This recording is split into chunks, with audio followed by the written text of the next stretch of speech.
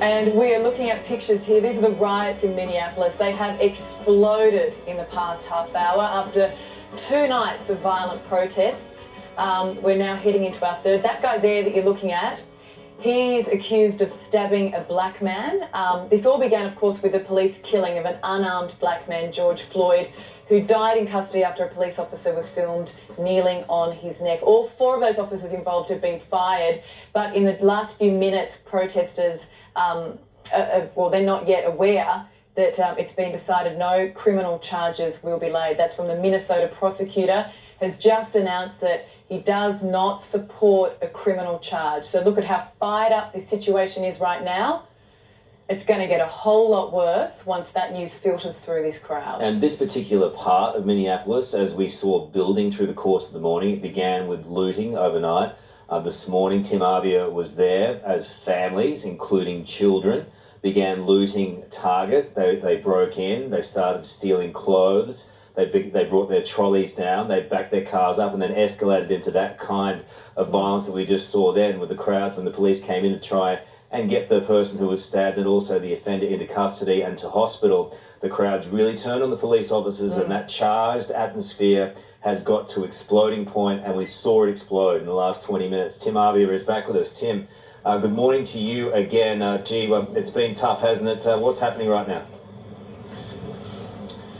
Well, we just went back to our car to do a quick battery change over just so we can continue our coverage here. We are told the protesters have just moved down the street to C Street, so we're just going down there to have a look at it now. There is certainly a lot of people are moving away from that site, following the police where they have gone down now.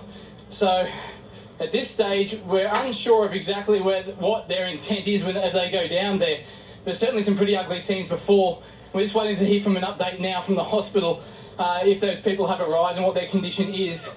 But certainly a lot of anger as these people have followed the police down. You saw the stun guns being fired, the bricks being thrown at police, and this is sort of where they are now congregating. So basically there are no police here anymore. It's complete lawlessness in terms of no one is enforcing the law, no one is making sure anyone's doing the right thing. These people are just acting at will and looting shops and protesting.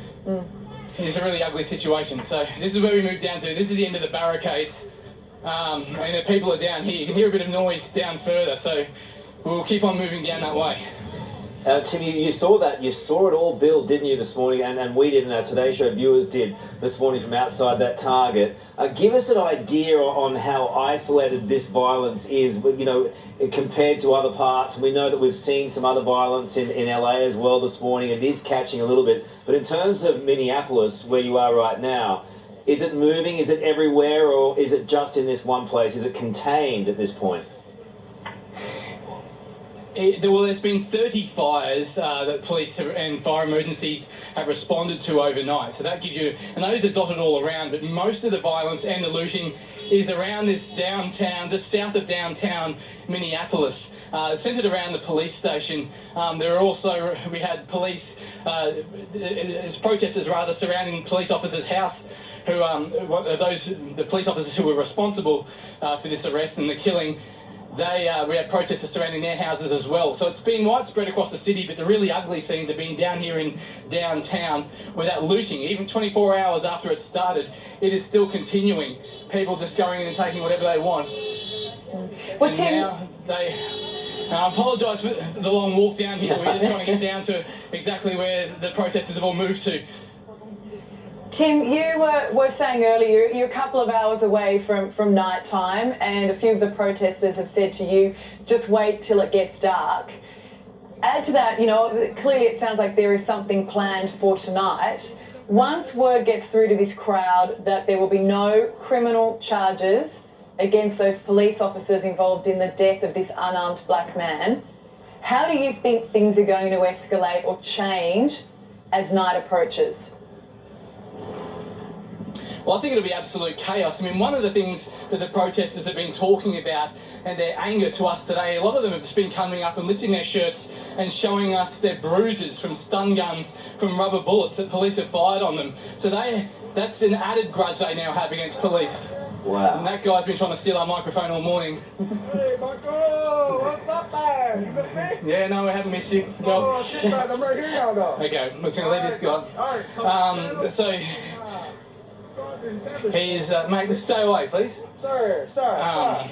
Hey, So Tim, there's a lot of Timmy, just on that, I mean, for the most part, we've seen you all morning, and people have been coming up to you in isolation. People have been, you know, for the most part, okay. Is there a unified theme in what these crowds are doing? Is there a unified cause, or has it descended more from what happened to that man, and now it's a wider story of people feeling like there's a bigger cause than just what happened there?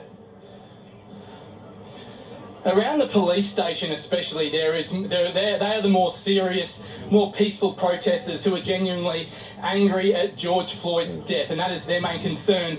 Away from the police station, it starts getting a bit rougher, especially around the looting. You have people there who have just come down to gawk and rubberneck at what's going on. You also have people just stealing, and they're quite friendly and quite open about it. And then you've got this little sort of 5% element of people who are genuinely pretty hostile.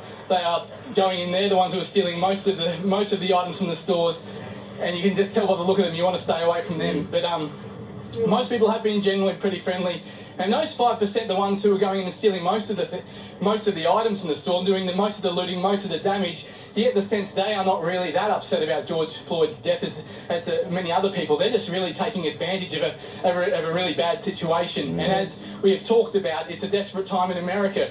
25% of workers, 1 in 4 American workers have lost their job or have been laid off. So there's not a lot of people with a lot of money around here, and it's an area which isn't that well to do in the first place. So you're seeing a lot of people just seeing this as simply an opportunity to get some food. And so we know the protesters, they've driven off further down the street. So, go on, sorry. Yeah, I mean, we know in America, unlike Australia, they don't have that safety net that we have. I mean, their health insurance is connected to their jobs. They don't get job seeker. They're, you know, when they lose their jobs, they're on their own, which just, I think, goes to explain the desperation that people are feeling at the moment, and add something like this. It's a perfect storm, isn't it?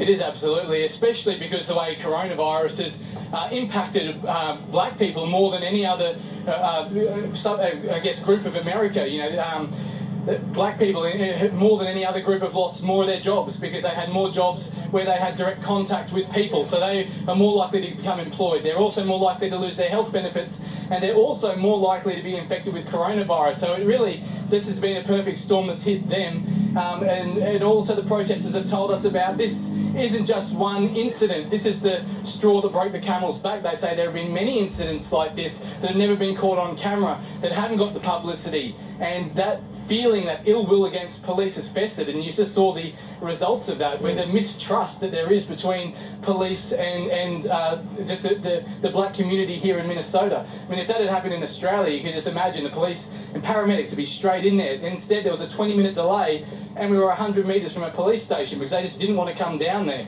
So it is a tense situation. Now we're seeing some of the protesters are wandering off down this way, some with their loot. Wow. And where they're going is uncertain. But at this stage, they will be coming back there. There is a massive congregation still at that police station, which we'll head back to and see what is taking place there. Because inside that police station, there are police who barricaded themselves in. They boarded up the windows, what was left of the windows after they were smashed last night, armed police on the roof, and some of the most nervous policemen in America standing guard as the crowd gathers around. And as I said, we are 3 hours away from dusk, and that is when things got ugly last night, and we can only expect the same thing to happen tonight. All right, well, things look to have quietened from what we can see anyway. It may have moved, but it's certainly not where you are right now. And Tim, we'll let you get your breath again. We'll come back to you after the break, but he's done a terrific job this morning. Difficult reporting circumstances, and he and Adam Bavino are right in the thick of it, giving you at home a bird's eye view of this conflict, this heat, and these dramas unfolding on the streets of America right now. And the National Guard is on its way. We will continue with our breaking news from Minneapolis right after this.